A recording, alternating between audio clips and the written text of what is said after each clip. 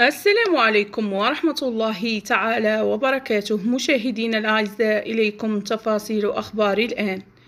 تدخلت عناصر الشرطة بمنطقة أمن مولاي رشيد مدينة الدار البيضاء زوال يوم أمس الجمعة 11 نوفمبر الجاري من أجل توقيف شخص تبدو عليه علامات الخلل العقلي، وذلك بعدما عرض أمن المواطنين للخطر وتجرد من ملابسه وأحدث حالة من الفوضى بالشارع العام.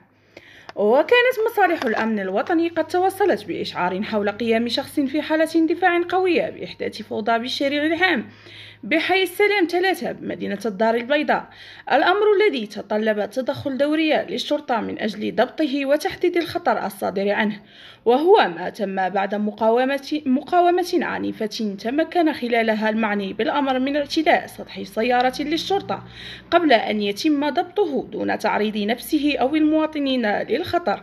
وقد تم إيداع المعني بالأمر رهن المراقبة الطبية بجناح الأمراض العقلية بمستشفى الجامعي بن رشد، فيما تجري مصالح الأمن الوطني أبحاثا من أجل تحديد ظروف وملابسات وخلفيات ارتكابه لهذه الأفعال.